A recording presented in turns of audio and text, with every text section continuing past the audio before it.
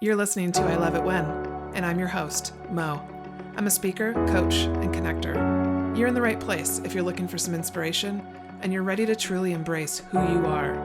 My intention with this podcast is to help you see that you are so much more powerful than you realize. Hello, everyone. Welcome back to another I Love It One podcast episode. I'm your host, Mo, and today I have the pleasure of getting to introduce you to Elle Pavlenko. I met Elle through another contact and colleague of mine, Zach Ryder, who was on the podcast. He talked about breathwork. He's been a breathwork facilitator and teacher for a while now. And I was looking for someone to possibly be a part of one of my retreats up here in the Pacific Northwest area. And so I reached out to Zach and just said, hey, who do you know? Because I've been to several of his sessions, and having learned more about him, I really like his style. I really like the way he leads a group. And so I knew that if he knew someone that he would recommend, that I could trust that recommendation. And so he recommended that I reach out to Elle. And so that's how we originally got connected. And then I told Elle, like, hey, I'd love to have you on the podcast to share your perspective and your journey of becoming a breathwork facilitator. And so I'm really excited to have someone else that you guys can learn from, because the thing that I've learned over the years and why I sometimes have like multiple practitioners who are in the same modality, right? Several breathwork practitioners or several people who teach meditation or whatever it might be. Everybody speaks about it differently. And I want to reach a variety of people, and how Elle talks about breathwork might reach you differently than how Zach did. And so I'm really excited to share her story. She's got a tremendous story, and the way she speaks about breathwork is fantastic. She has, specifically in this episode, she shares a description of how trauma and energy moves out of your body, and I love it. So here's the 411 on Elle. Elle is a breathwork facilitator, guide, and space holder devoted to helping others reconnect with the deeper truth and beauty of who they are. From a young age, Elle sensed that there was more to life than what we are taught. Through subtle and not so subtle gold nuggets in her early life, she began to recognize that beneath the surface of conditioning, trauma, and familial societal expectations, there is a living, breathing magic within each individual. That knowing stayed with her throughout all the seasons of life. Through her own journey of self-exploration, emotional processing, and inner work, Elle found that the breath became a direct pathway back to the truth, a way to move beyond the mind, release stored patterns, and access the deeper intelligence within the body. Her work is centered around guiding individuals out of survival mode and into a state of presence, clarity, and embodied power. Through breathwork, Elle helps clients release emotional blockages, regulate their nervous system, and reconnect with their authentic selves. She creates a safe and intentional space where people can access parts of themselves they may have never fully felt before, unlocking deeper awareness, emotional freedom, and alignment. Elle offers private sessions, group experiences, and transformative journeys designed to support individuals in breaking through limitations and remembering the innate power and magic that has always existed within them. Her mission is to help others experience this for themselves, not as an idea, but as a felt experience and embodied truth, so they can live with greater authenticity, connection, and depth. So in this episode today, we talk about what led her to breathwork, why she decided to become a facilitator, how she leads a group session, what that actually looks like when you go, and then how she defines and hears or knows and feels her intuition. So enjoy this episode with Elle. Hey, everybody, welcome back for another podcast episode. See, here I go. I'm just going to leave this in the episode too. I was just sharing with Elle how, it's taken me a long time to get used to hearing myself speak. And then as I start, I already skipped up the beginning. This is the I Love It When podcast, where we make mistakes and we keep going. And today I have Elle Pavlenko, and I'm going to mess up your name too, Elle Pavlenko on the podcast to share with us. And I was talking to Elle before we started recording today about how I like having a variety of practitioners on the podcast, because different people are going to reach different audiences. So for some of you who may have heard the other episode with Zach Ryder, which is actually where Elle learned about breathwork from, you're going to hear different things from Elle today about why breathwork worked for her. And I love that, because different speakers always reach different audiences, and we need a variety of people, right? With all sorts of different backgrounds. So Elle, thank you for joining me today and for sharing your story. Why don't you start off by just sharing a little bit about who you are and what you do? Awesome. Thank you. Yeah. So I'm a mom. I have a 12-year-old daughter at home. I'm a breathwork facilitator. I do tattoos, cosmetic tattoos, and I have three cats at home. Love it. What is cosmetic tattooing? Can you tell me? I actually It's have like never heard that. eyebrows, lip blush, eyeliner. So all the things that you could do with Okay. makeup, you could do with Okay. tattooing. So Rad. I might have to think about that at some point. yeah. Um, okay. Tell us a little bit about what led you to try breath work in the first place. What got you to Yeah. that spot? Yeah. Yeah, so it's been many initiations that took me there, and it all started really young, actually. My I was born in Ukraine. We moved here when I was very young, and the challenges of being like an immigrant, I understand kind of like my parents going through that, not knowing the language, not having much money. So I appreciate all their effort in getting us here and giving us a better life. However, the home life was really challenging. As we might have more tools now, I think, than we did back then. So through their chaos, it created a home life that was very emotionally unsafe. And so growing up, I was a very sensitive child. I felt a lot. I felt a lot of energy, and I didn't know what to do with it. And so um, I became very anxious. I had a lot of like social anxiety, and to the point where I couldn't even go to kindergarten. I was able to stay home just because I would have Wow. panic attacks. And so they let me stay home with my grandparents. And so I would just hang out by myself at home. And I would love it. I would turn like that loneliness into solitude. Hmm. I remember this particular story when I would be home by myself. I'm just playing in the garden. I'd lay down the grass and I would look at the sky and I would just have these like conversations with God. And one of the things when you're like a 5-year-old is like, start contemplating death, right? Oh yeah. And I was raised very Christian, very fundamentalist Christian.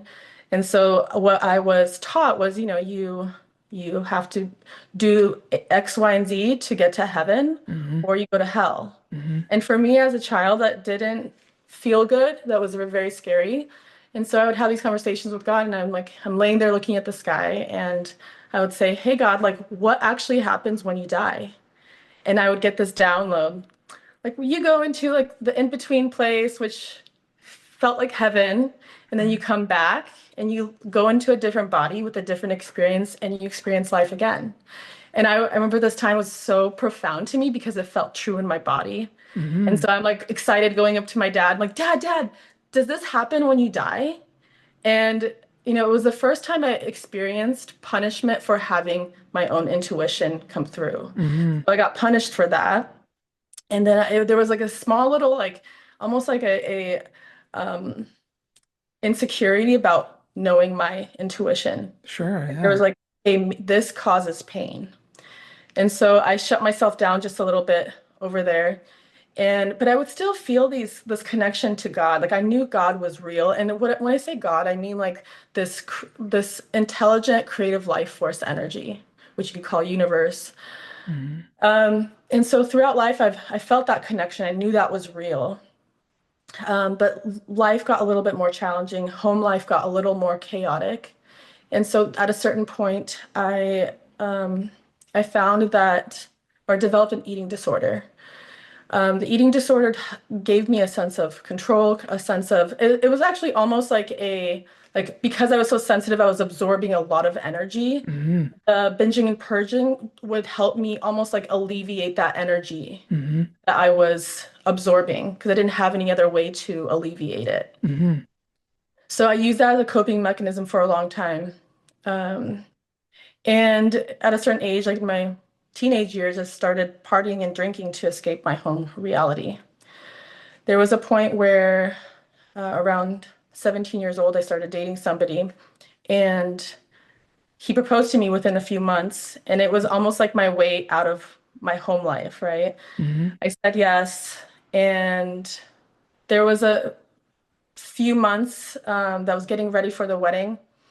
And this intuitive hit came like, I'm not ready for this. And it was almost like that feeling of the intuition was so strong. There was no way that there was that it was anything but intuition. Hmm. Hmm. So I called off the wedding. He was really upset about that, broke up with me. And, I spent some time trying to get healed from that heartbreak. And at this time, I was, kind of still dabbling in partying with my friends or drinking alcohol here and there. And a friend invited me to a work Christmas party as her plus one. This was like a uh, a golf course, like a country club, and Yeah. there's like a lot of older people there. Also, the workers there that were servers, bussers, and employees of the country club.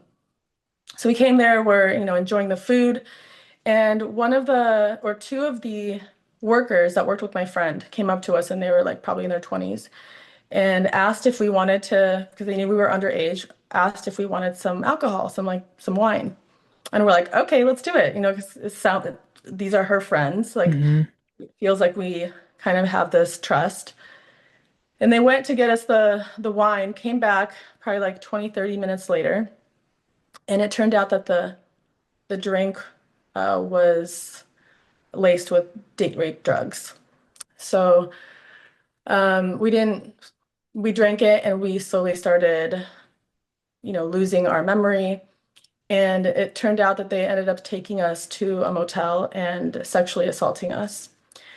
I woke up in the morning and it seemed like just like a terrible nightmare. And my friend also is from the same community as me. We came from like a very religious um, Hmm. household.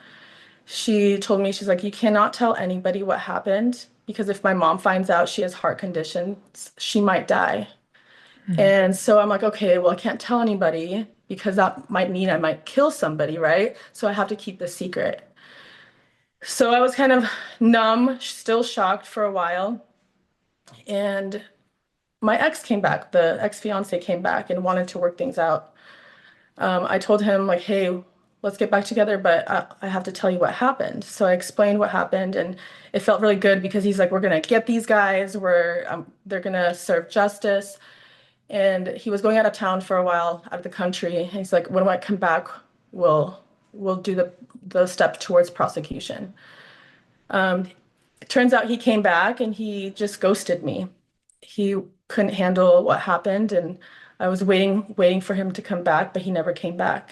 So that was such a heartbreaking experience for me that I was like, okay, now I need to tell somebody. Hmm.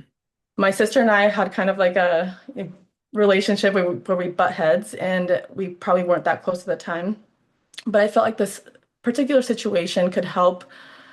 It could be a situation where I could be helped regardless of our differences. I could have somebody to lean on. Hmm. Unfortunately, she didn't believe what happened. She thought I was potentially using that as like a thing to get attention. And so then I went to my parents, and my parents found out from my sister that this happened. And I'm not sure exactly if they didn't believe me, but or if they didn't have the tools to deal with the matter. So they had me go on my knees and we just prayed, and the prayer sounded like this: please forgive Elle for the mistakes that she's made, right? So I felt very discarded, like I didn't have somebody to really help me and hold space for me. Hmm. So after that, like I got into a really dark place. I started um, drinking, partying, dissociating a lot. And it came to a point where like you can't really hide, you can't run for too long, it catches up to you. So the depression was so intense that I was like, I need somebody to help me through this. And like, there's this one pastor at an American church that I knew. He came to the restaurant that I worked at, and I felt like if he were to pray for me, I could potentially get some relief. So I went to that church, and when they called up people to get prayed for, I came up there. And what he said was like, somebody get this young woman a female usher. And I was like, another person kind of like left me and betrayed Hmm. me like when I needed them most, right? Hmm. So a woman came and her name was Linda. She took me to like a quiet place, and I had a lot of resistance because I'm like, I don't know this woman. I can't trust her. Hmm. Like I don't want to open up to her, right? And she just sat with me, and until my heart kind of like opened up a little bit, she asked me some questions, And so I started crying. I opened up to her, and all she did was hold the loving space. Her love was so palpable. It was so nurturing. And it was the first time I've ever experienced somebody fully there for me without judgment, without wanting to move away from it or fix it Mm. or push it away. She just sat with it and she felt it with me. And it was almost like that feeling of like, I don't know if you've listened to Eckhart Tolle talk about how his lowest of lows, where he felt at the very lowest before he got catapulted into enlightenment. Oh, I don't think I've heard him speak about that specifically. No. So this is kind of how I felt. It felt like I was at the lowest of lows, Okay. and all of a sudden, just her love and presence allowed me to just catapult to a place of like ecstasy. And my heart was open. It felt like I had this zest for life. And this Wow. feeling was so incredible. I was like, holy crap, like God is Mhm. real. And for me, I was still religious in that time frame. And I had such a deep connection to just all of life. I felt so alive. And this feeling kept on going for many weeks after that. This like ecstasy feeling, right? I felt like my body was just vibrating. Fast forward, I was working at YMCA at that time too, Mm. and somebody came in with a young lady in a wheelchair and full body casts. And I asked the gentleman who was taking care of her what happened. And he says, like, she's been molested in the past and she's had such a hard life that she has attempted suicide many times. And this recent Mm. attempt, she jumped off of a bridge and it failed. So my heart was broken for her, and I was like, if somebody like Linda could help me through my darkest times, like I want to be of service to others that are in that darkness, right? So I had that passion ignite to be like, one day I'm going to be holding space for people that Mhm. feel like they can't get out of their stuff. Like because I Mhm. know it's possible, I know it's possible for me, then it could be possible for someone else. So it's almost like I planted a seed at Mhm. at that moment, and went about my life.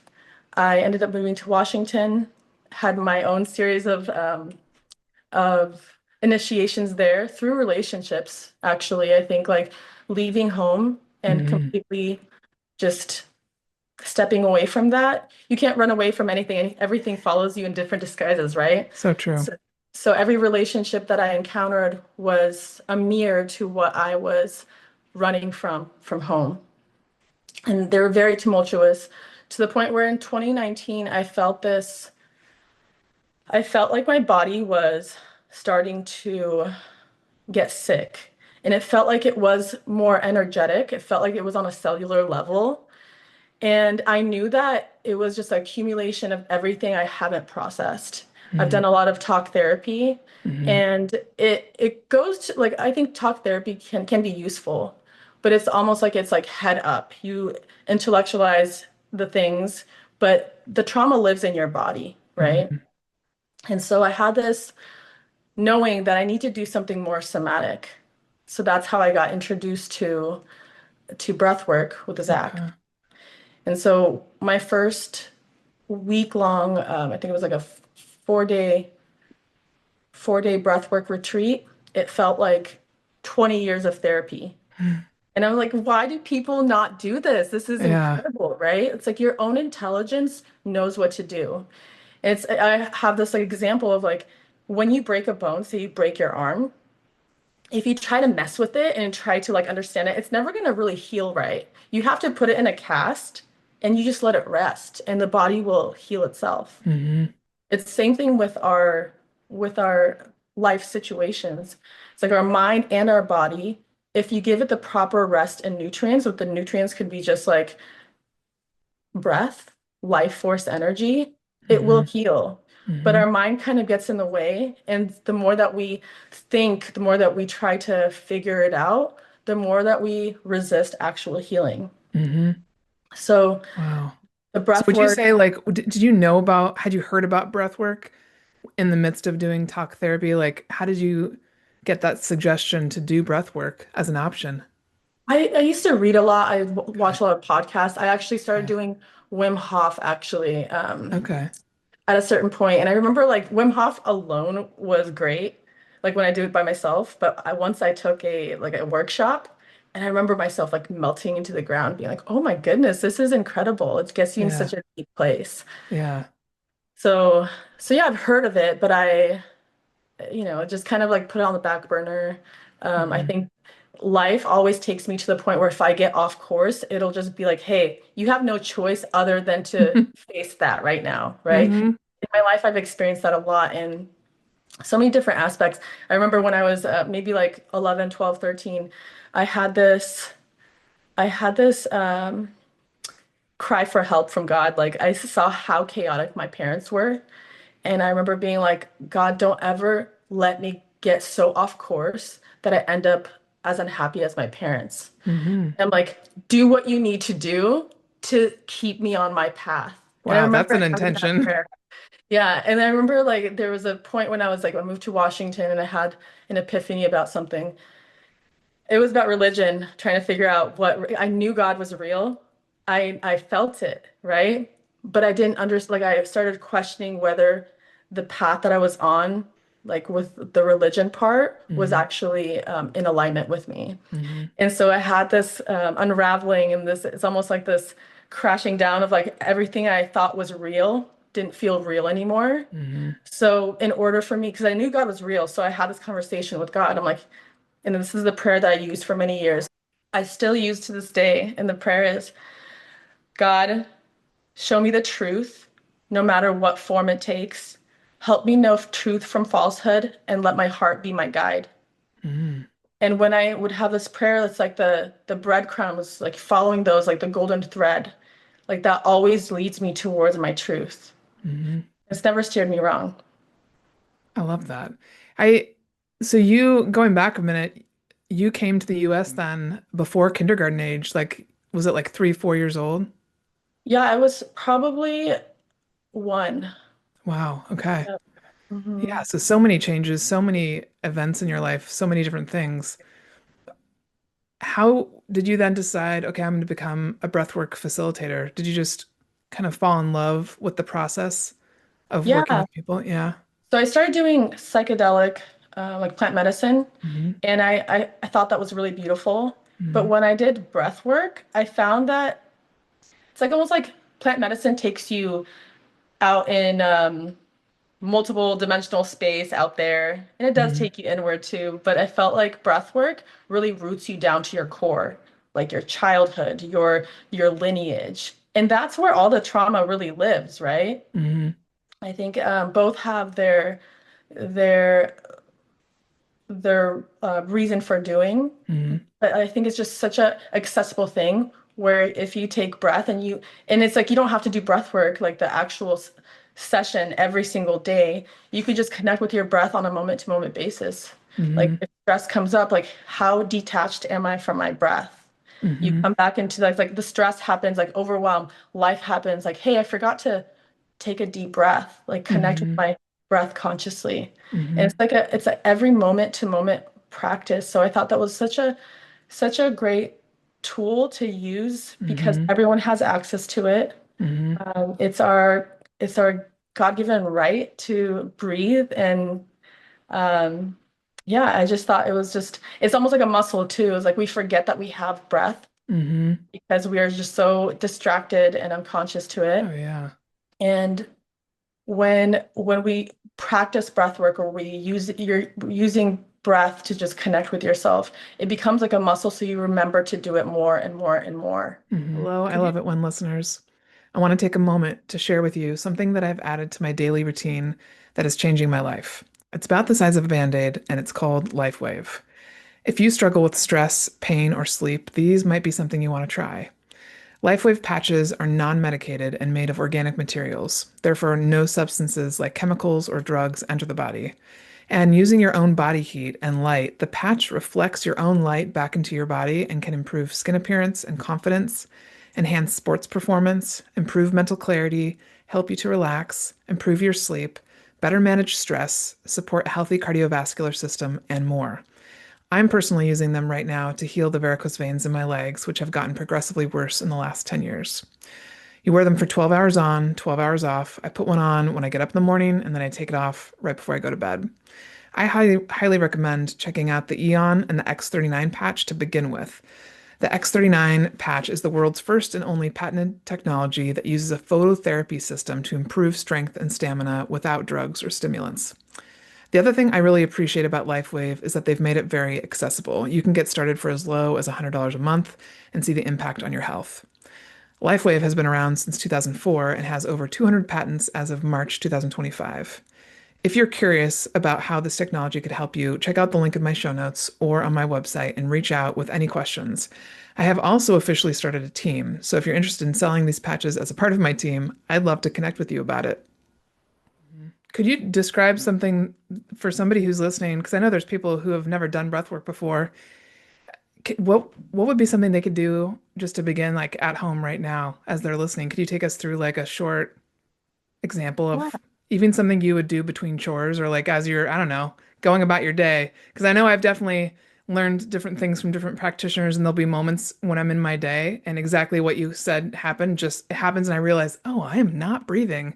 And so I'll stop and do like a 3 count in, even, and that just helps me to remind myself to breathe more completely.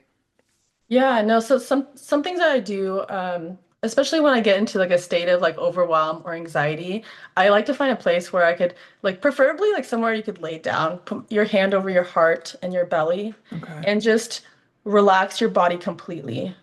And you're taking deep, nourishing breaths through the nose, like inhale and deep exhale.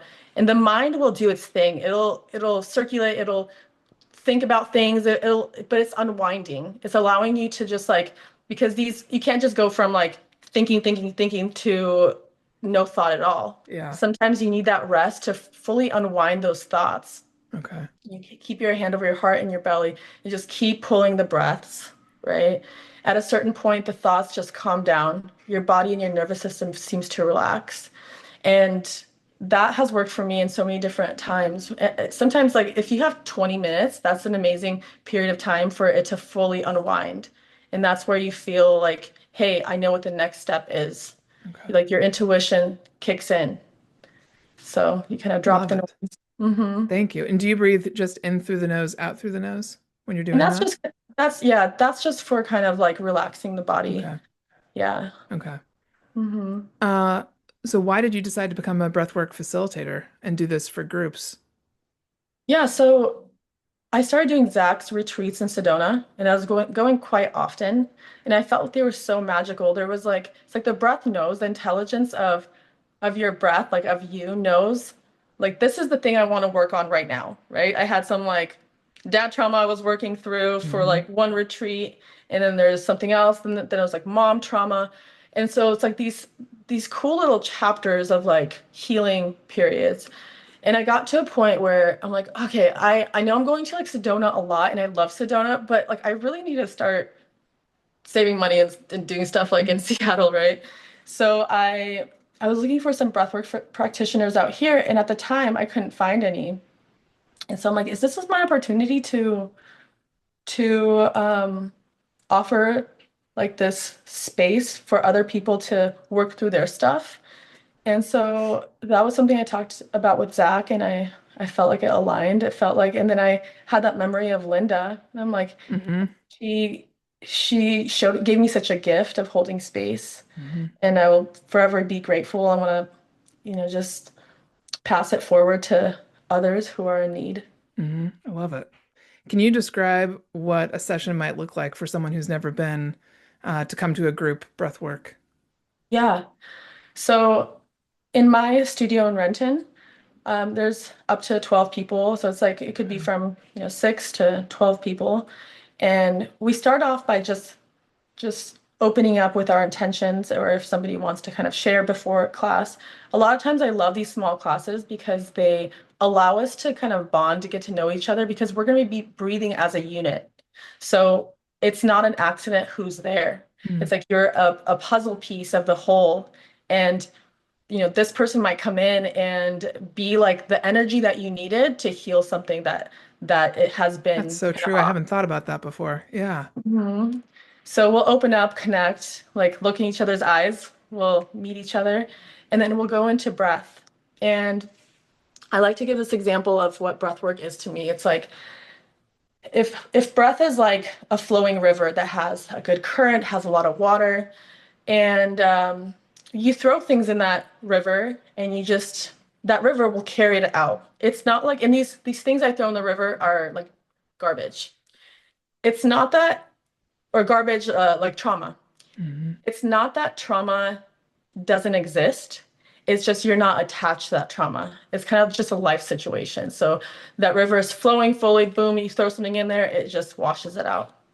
And that's the conscious breath. When we start breathing shallow or we are unconscious of our breath, it's like the river gets more shallow and more shallow and more shallow. And if Hmm. it gets down to a point where there's like puddles, the river isn't flowing, you throw the garbage in there, which is our like life, right? Even like just noise pollution or news we hear, somebody's energy that is like we're absorbing. We throw that trash in the riverbed and it just gets stuck and it starts piling up. And Hmm. that's when people have like the anxiety, like if they haven't deeply breathed like for a long time, all the, they could be categorize themselves as someone's highly anxious. It's because they don't have an outlet to the stress that they're absorbing every single day. Hmm. So anyways, you throw that, you create garbage piles, and then you have maybe like little ponds that are accumulating like bacteria and whatever goes on in like little small ponds that don't have like water flow. And so what the ego tries to do, it's trying to like dig out the garbage and put it somewhere else, or it's trying to put bleach in the puddles that have like that's acquired bacteria. And it's like that's not working. And that's like the mind trying to fix that garbage. What you actually need to do is bring in more consciousness and more breath. And that way it'll start pushing the trash out. And at first it feels like a lot of resistance, right? If there's like a lot of trash there and the water starts to come in, it's like the mind is like, this is not moving. It's not moving. But with breath work, it's like you're pulling the breath. In the session, it might feel like resistance, right? You breathe, you keep on pulling the conscious breath. And once you get past that threshold, there's expansion on the other side. Okay. And then you keep on pulling the breath, pulling the breath, pulling the breath. You might hit another resistance point, Hmm. and you just keep pulling the breath until you get on the other side of it. Boom, more expansion on the other That's a side. great visual. Yeah, that's something I've never heard anybody say to describe breath work. And that, yeah, I love that. Hmm. And so a lot of times, like we'll be breathing for a certain amount of time, and most people will drop into a meditative state naturally, or I'll tell somebody to relax their breath. Okay. And so when they do go into this meditative place, it's like breath work is going up a hill, right? Walking or going on their bike, going up a hill, you're doing the work of breathing. And then when you go into the meditative state and you relax your breath into just normal breathing, you go on the ride and see where Okay. it wants to take you. You just kind of coast. And so then we'll turn over on our left side in a fetal position, stay there for a little bit. Some people have like really remarkable experiences on their left side. Hmm. And then we sit up and we chat about it. I think like part of like the community that I've started building is like when we open up and are seen in a safe and loving space, and some people who are called to share their experience in that group, where it's healing. It's like Hmm. maybe we haven't been fully seen so vulnerable around people Hmm. that we, like love or around other people. So it's like everybody's going through this together. So Hmm. it's such a beautiful place to like open up and be seen. Yeah. Beautiful. I love that. Uh, do you offer other services outside of breath work right now to people that want to work with you? I do want to add that I recently started adding primal screams to my breath work. So Okay. like Yeah. in the I beginning of love the that. yeah, like 15 minutes in, um we pull some breaths and then we hold the breath for a little bit and we have that primal scream. And Wow. a lot of times like the throat chakra and the sacral chakra is connected. I mean, it's all connected, right? Yeah. Once we let go with our voice, it just, and we move our body while we're doing it. It just, our bodies are subconscious mind, so we hold on to everything that we haven't processed in our body. So when we start like loosening everything up, it just creates so much of more of a release than I've ever Yeah. experienced. So it's a cool little addition Oh, that that's people like. awesome. I love the idea of doing that after the first 15 minutes to really like open your body up. Mm-hmm. Cool. Yeah. Okay. Epic. Uh, So yeah, the other thing that I do is I do, is that what you asked? oh yes, yes. The body tattooing Okay. and cosmetic tattooing, and it's cool because Okay.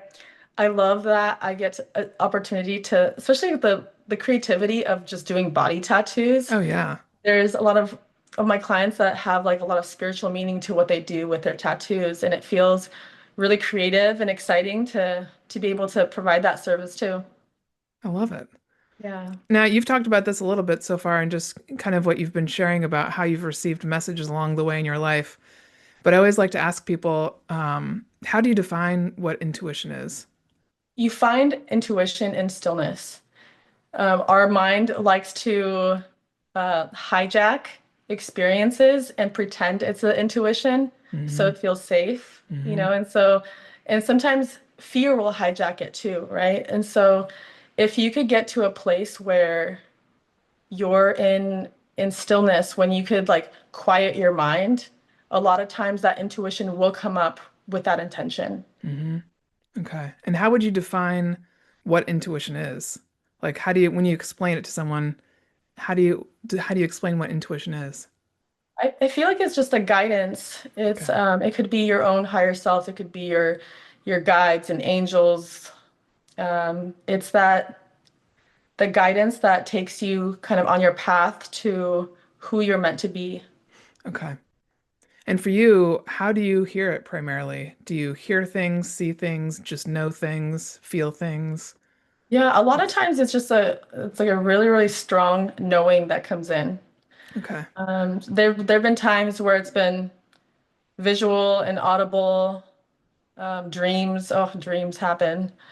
Um, but my main um, intuitive kind of thing is the knowing that comes in. It's Okay. just I don't know why I know, but I know what I need to do in this moment. Mm-hmm. And the thing is like the knowing or like intuition only tells you in that moment and the next step forward.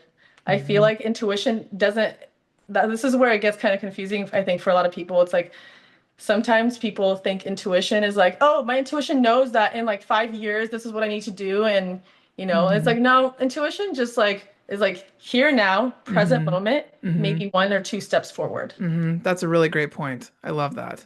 Totally agree. It's very much in the moment. It's not like we can plan 5 months out with we might have an intuitive idea of where we might go. But yeah, it's very much in the moment and present. Hmm. So, where's your energy focused right now with your business and in life? Where are you looking to grow the most in terms of, I guess, your business? Yeah, I want to build more community, kind of like I want to start focusing on retreat style breath work, Hmm. collaborating with other healers, maybe bringing in some like tattoos into this like retreat style uh, Cool. community. So yeah, just a lot of fun things that we could like be in healing, but also enjoy and connection with Hmm. others. Hmm. I love that. And right now, people can hire you. Can they come to you for one-on-one breathwork Yep. sessions and group? Okay. Yep. How often do you do the group sessions? I And do a what couple times a month. times a month? Okay. I do it at my studio in Renton, but I also hop around different yoga studios in like the greater Seattle area. Okay, cool. So if somebody wants to find out where you're going to be next, is the best place to look like your Instagram Yeah, profile? Okay. Instagram, you could sign up for my newsletter. I always update people on the events that I'm doing. Okay, cool. So we'll make sure to put those in the show links for those that are looking for that. Because I know I'd love to come to one of your sessions and see what it's like too. It sounds like, especially the screaming part. Yeah. Sometimes I will scream in my car. I don't think people realize how powerful that is. Yeah. So I can imagine doing that in between breath work would be incredibly empowering. Mhm. Yeah. Is there anything that you wish that I had asked you that I haven't asked you already? I love talking about my daughter. her and I have such a beautiful connection. You said My she's God, 12? she's 12, yeah. Okay. So one of the cool things that I love to do is just travel. I did a lot of solo traveling. And when I first started my solo travels, there was this the re my intention was to do like year-round, like worldwide traveling experience. But at the time, I'm like, I'm gonna start off with like 6 weeks. I'll just Hmm. go to like 5 different countries in Southeast Asia. And my intention of that was to find out what my purpose was, like what my I was going to school for naturopathic medicine at the time. Okay. School was really challenging at the time. I have like ADHD, dyslexia, all these things, and working as a waitress had kind of a turbulent relationship. So a lot of things were getting in the way of me really focusing on school. So the intentions were to figure out whether my path was my path. Mm. And the other one was whether or not to stay in the relationship that I was in. Mm. I also had some other intentions, right? One of them also was like I wanted to find my soul family because it felt like I was so alone for so long. There was like Hmm. this undercurrent of loneliness all the time because I just couldn't find the people that I wanted to connect with. So that was like a deep desire of like, God, give me my soul family. Like, let me find them. So I went traveling for a little bit. Week two of my travels, somebody asked me like, what do you want to do with your life? And usually, I kind of forgot about the path of like me holding space for people, was going down this medical path. And somebody asked me, what do you want to be? What do you want to do with your life? And my just reaction was something that I wasn't even planning to say. It's that I said, I want to be a meditation teacher and open up a facility where I could help people heal from the inside out. And I was like, oh, that sounds amazing. That sounds incredible. I'm like, yeah, I do want to do that. So I started looking at like meditation places in Southeast Asia. I was like, Okay. started doing energy healing work in Southeast Asia, or started getting the services in Southeast Asia. And I was just like, oh my gosh, this is incredible. But anyway, so what happened was um, I had that intention, I said it. Then 2 days later, I got in a really bad moped accident where I lost like 10 years worth of memory. It's almost like it reset my brain, right? Hmm. And when I got out of the hospital, I was considering going home, but something told me to keep on going. Like I had 4 more weeks left of that trip. When I got out of the hospital, I had such intense baby fever. I was 23 years old at the time, and the baby fever was like, it was just all consuming. Every baby that I saw, I'd be like, "Hey, can I hold your baby?" Like, "Yeah, sure." I'd take pictures with babies. It was like if anybody would have asked me that to hold my child like that, I'd be like, "No, like it's so weird, right?" But every place I went, people were more than happy to like let me like hold their babies and hang out with, take pictures with their baby. And there's just this baby fever so incredibly insane. And so when I got back into town, my boyfriend and I at the time, we were like, okay, let's work things out. And I said, on one condition, if you're open to having kids in the future. And he's like, yeah, I'll wait like 2 years. I got pregnant that week. Wow. And the incredible thing is like, once I got pregnant with her, it's almost as if like even going back to when I was having baby fever, the soul was like, hey, you had this intention. I'm gonna come in and help you achieve that intention. Hmm. Right? And so when I got pregnant with her, there was like this crazy amount of like love and like it was just like aliveness that was there. And it was so funny because like even the smallest things that it feels like she dictated, I do. It's like, hey, go and sun gaze with like your bare feet like on the ground every single day that the sun is out. So I would do that my whole pregnancy whenever the sun was out. And I'm like, I've never in my life like had this desire to do that, but for whatever reason when I was pregnant, I knew I needed to do that. And Wow. so it was amazing because I think she did come in as like a soul family, being like, Hmm. hey, I'm gonna help you on your path, and I'm gonna be your little bestie. So That's that's beautiful. uh, Oh, I love that. That's an amazing story. We might have to have you back again in the future. Yeah, thank to you talk so much. more. What's your current I love it when for yourself or the world right now? I love it when, I love it when people come into their heart and really feel the beauty of what this human experience can be. Aside from all the chaos that's happening, like we can recognize like all the ugliness or like ugliness that's happening. Hmm. But when you turn inward, and I see it all the time, it's like there's this beauty and this vitality and this hope. Not even hope, it's like this knowing that like, hey, like these hard times are part of the experience, the heat and pressure that is forming us to realize who we truly are. Hmm.